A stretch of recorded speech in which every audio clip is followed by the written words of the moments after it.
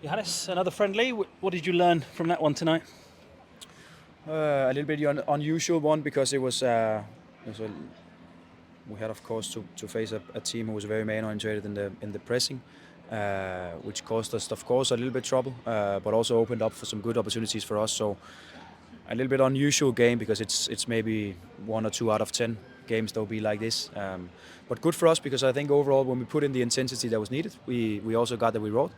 And when we were a little bit too passive and a little bit too slow, both on the ball and off the ball, we could also see we conceded chances. So. Certainly, the way you started the game, there looked like a real intent to try and move the ball very quickly. Yeah, I just told the players I'm very satisfied with the first 20-25 minutes because that was maybe first time so far this preseason that we saw the intensity that was needed.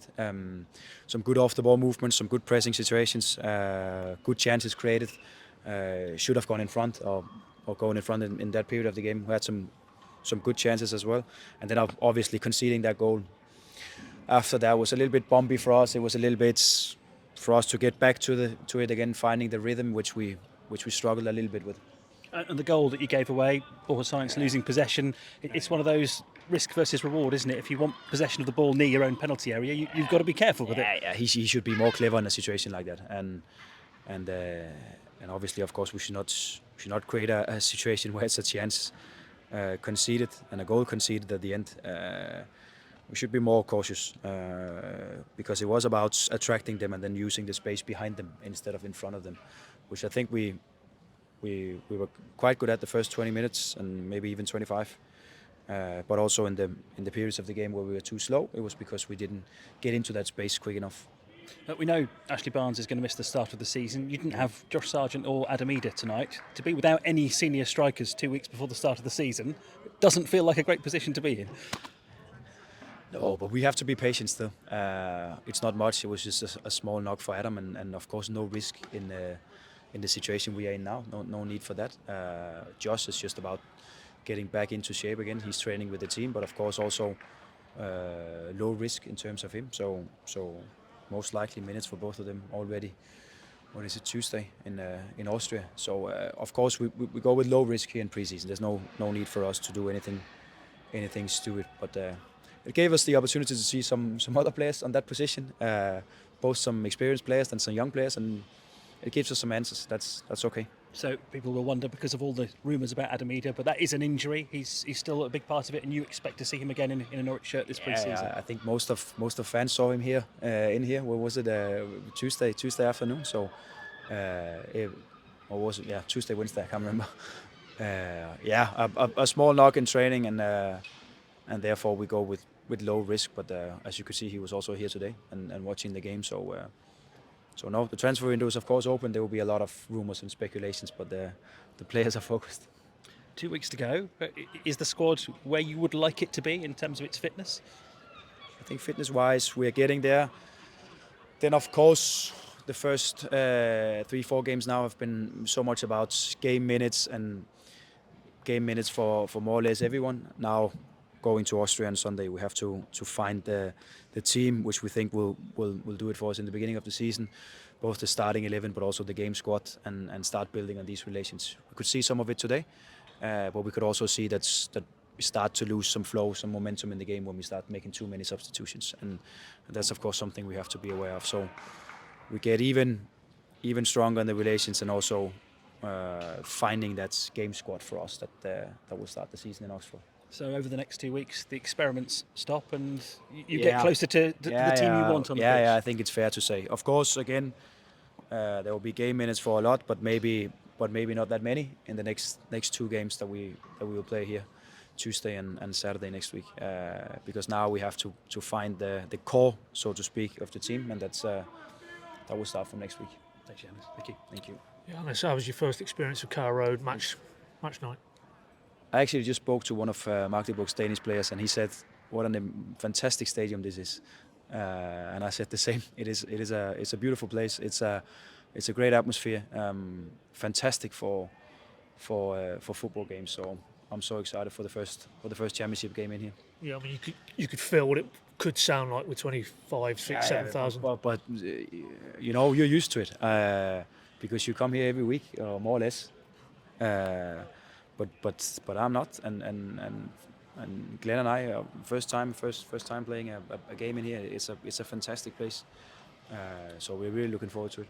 You broke the game down there a little bit earlier, and as you said, first 20-25 minutes, you could really sense that's maybe the style that you want to bring to this team. Yeah. Was it just that goal knocked them out? Their confidence maybe a little bit? Yeah, I think it's fair to say. That after that goal, it was a little bit too slow, too loose period for us, where we gave the ball away too easy. We didn't get into the space that we should attack, and we were maybe not intense enough in the pressing. So it was not a good goal to give away. But that's how it is, and it will also happen in the season that we will concede goals. It's so much about the reaction. And if I have to be critical at some point, it was that we should have just kept on playing, kept on doing what we succeeded with the first part of the game. Real positive there. First sight of Jose Cordoba in a Norwich shirt. Yeah. Obviously not a lot of time for him to show what he's all about, but having worked with him now for this first few days, what do you think you've got there?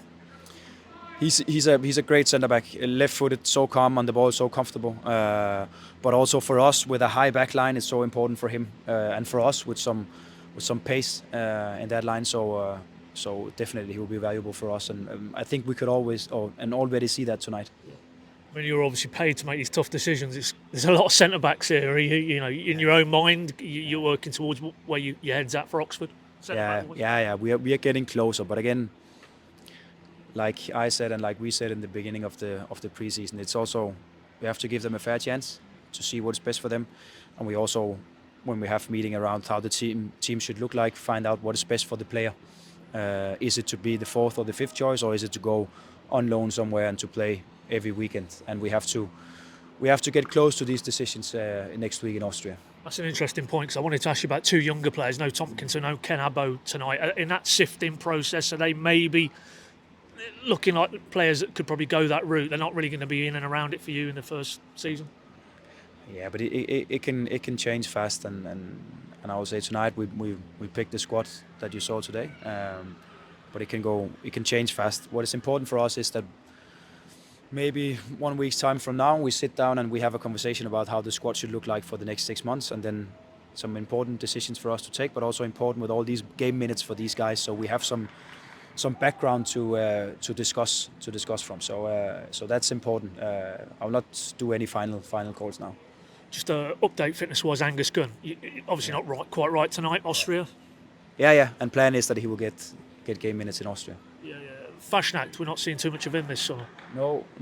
Had a knock already against Northampton in the first one, which we thought was just a minor one, but a little bit more than that. But he's also expected to be back in training when we have the first session Sunday in Austria.